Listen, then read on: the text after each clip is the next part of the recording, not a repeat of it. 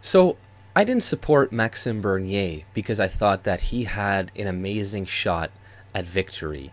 The reason I supported him is because he is the only person so far to speak about diversity, multiculturalism, and immigration.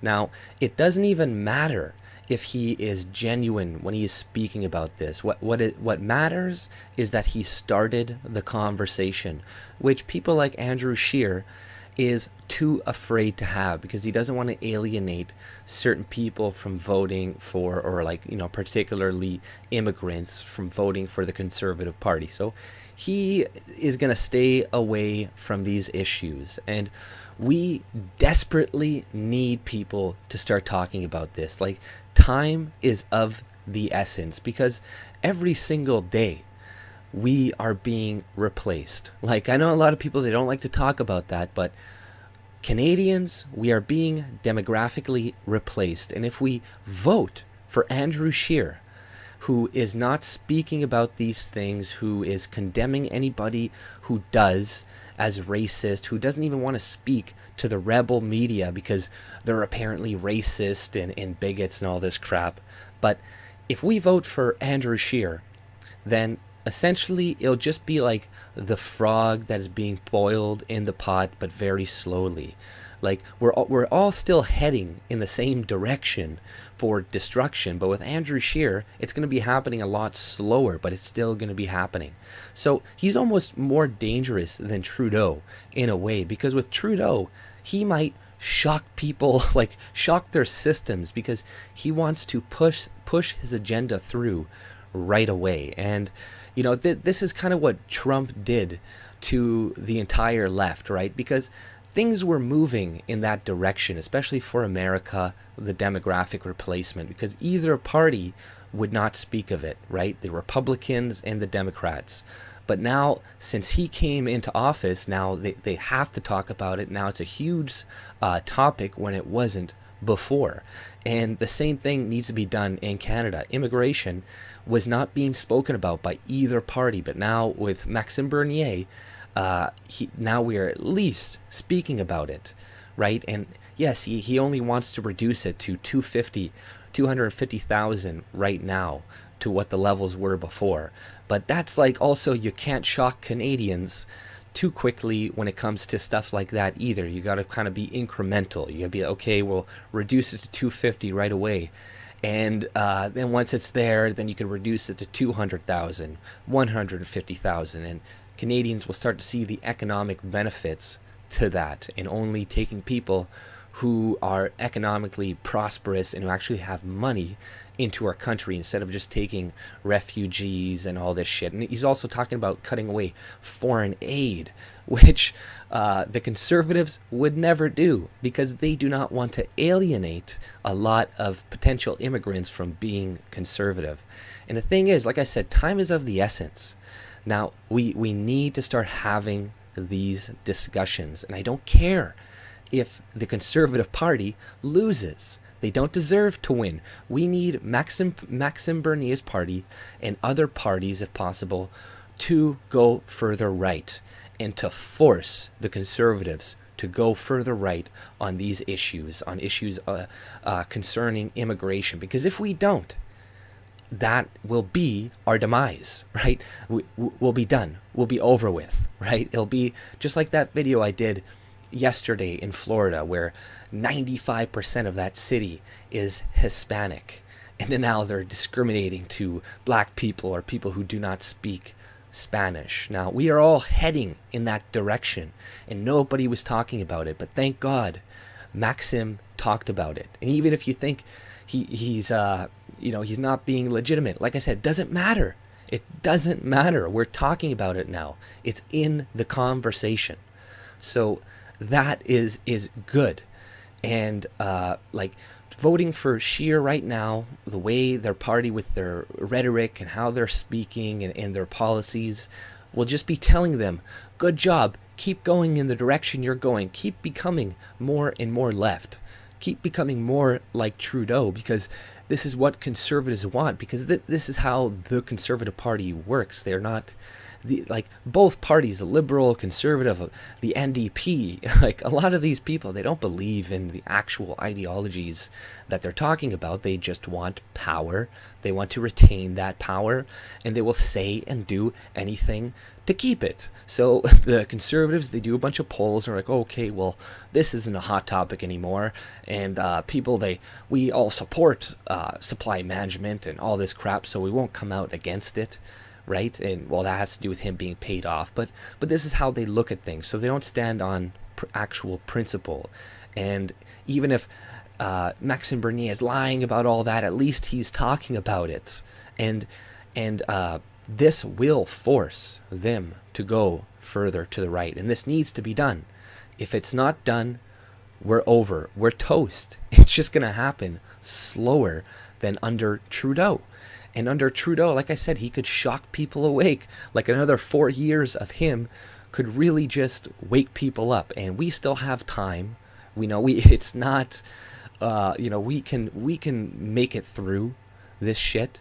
And Conservative Party, Trudeau, Andrew Scheer, he was for the Paris Climate Agreement. He says he wants to keep the standards that the EU and all the other people that signed up for it said. So he wants to keep the same standards. So he's going to have something along the lines of a tax, or he's going to tax people some way to get that money. Like even the conservative government in Manitoba here, Pallister, like he is doing stuff, like increasing the taxes for carbon and stuff. So it's like, these conservatives in sheep's clothing, they're actually pretty much, they're all just opportunist. They just, like I said, they want power, so they're going to tell you whatever you want to hear.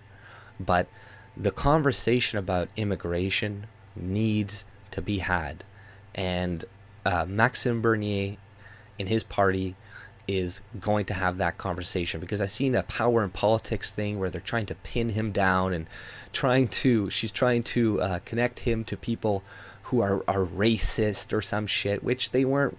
It wasn't even racist comments. It was talking about IQ, but IQ is something that is true. That is a real thing, and that should be taken into consideration when you are bringing in tons of immigrants into your country.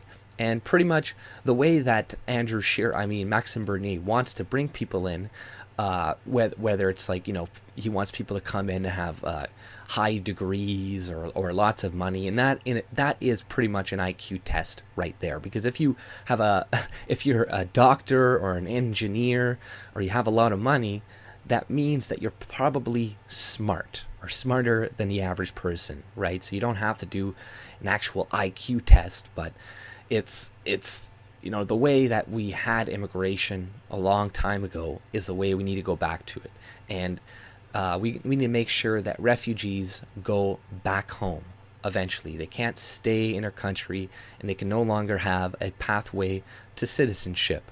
And maybe Max is not necessarily talking about that right now, but at least he knows the impact of diversity and too many different cultures. And a lot of people are saying like, well, what about him being a Quebec separatist? Like trying to say that's something bad. But in my mind, that just shows me that he understands the importance of a culture and other cultures coming in and destroying that. Because the Quebec people and stuff, they really, really want to hold on to their culture, and they've seen it being destroyed and stuff over the years by just more and more English influence, right? Like, French was my first language. Okay, that's the first language I spoke, but growing up in Manitoba and all this stuff, I'm surrounded by people who speak English, and I've slowly lost a lot of it. And I'm not mad about that, but that's just the reality of the fact, is that if you are in a community with a bunch of different people with a different culture, you're eventually going to start to kind of adopt some of it, right? And if Canadians' culture changes too much, then we're going to have the same problems that Quebec had, and they actually get how immigration and all this stuff, and how culture is very important. So him being a separatist, just like I said, just lets me know that he knows how important culture is and how easy it is to lose. So that's actually a bonus in my mind. And I'm also not a massive nationalist. Like, I am nationalistic. I want the best for Canada, but I also think a stateless society is something that would benefit humanity, and it's one of the next steps that we have to move into if we want to stop this constant pendulum swing from the left into the right. Because as long as we have the power structure of the government and the state existing, I've said in a bunch of other videos, like, people will always be fighting for it. Whereas, yeah, I want Quebec to be able to be Quebec and to institute whatever laws and shit they want to institute to keep it Quebec, right? We don't necessarily have to be one whole country. We could be more separate and have provinces that are still working together but have more control over what actually goes on in that province, other than having the federal government coming in like they're doing now, imposing carbon taxes on everybody and threatening to take away all their funding. And there's all this equalization going on within the provinces, so we're just subsidizing bad behavior. Whereas if there wasn't this equalization going on, we would actually have a bunch of these provinces working way more efficiently, producing more wealth, producing just better, more jobs, all this shit. So we're hurting ourselves, really, by not giving ourselves more and more freedom. And having all of our provinces more separate would be better, right? Because the provinces who do a lot of bad shit and who are, you know, teaching a bunch of SJW nonsense and have a bunch of socialism, they're not going to be supported by the federal government, and they will eventually tank, and they will be forced to be more conservative and have, you know, more common sense policies, because they'll see all these other provinces that are doing very well, and they'll be like, okay, what the fuck are we doing wrong? And maybe they'll try to war against you to take your shit. But good luck having a socialist regime trying to fight a capitalist regime that has 10 times the wealth, technology, weaponry, and food supplies, and everything, right? Like, good luck winning against that.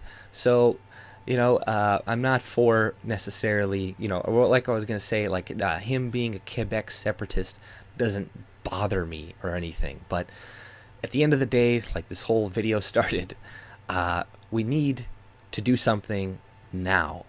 And it just voting for Scheer now will just mean we're just going to be moving, our demographics are just going to be changing, but just at a slower pace. But it's still going to be happening. And you almost want Trudeau to win so he gets in there and just imports 400,000 people right away and completely changes an area that is liberal, who probably wouldn't say anything if it just changed slowly, but then have like a bunch of people go into this area where everybody was all calling for this at first, but then they're like, okay, holy shit, this looks completely different. It's only been a couple of years. Where when things happen slower, more gradually, that's a lot of the times worse, because you don't see the fucking problem coming. You're in it. But with Trudeau, he might actually create such a big problem that people will be forced to be like, okay, fuck this, you know. But I don't know. At the end of the day, I'm hoping for the best, and if Maxime does win, that's a huge bonus. I think that's great. I don't expect him to win, but I expect him to have an impact on the Conservative Party, to at least make them start to be a true Conservative Party again. And if that means them losing, then that means them losing. Okay, it's not. We're all, like I said, we're moving in that direction anyways. So they need to wake the fuck up and start being true conservatives again. Because if they don't, we are done for. Our country is done for. All the wealth that it does have is going to be gone. We're going to look like Venezuela. Okay, so in like the next 10 years. So we can handle a few more years of Trudeau, even though he's a big fucking retard, we can sustain ourselves still. But having Scheer just slowly killing us, maybe I don't know if we could take that. Because also, you know, Trudeau has the media on his side. So Andrew Scheer wins one election, does things a little bit differently. People don't really notice much of a change, okay? And then they'll be like, well, maybe we'll vote for the Liberals again, or our Trudeau again, because it's not really much different than it was before, right? So we'll see what happens in the future. There's still another year or so till the election, so really anything can happen until then. But if you like my content, subscribe and have a good day. See ya.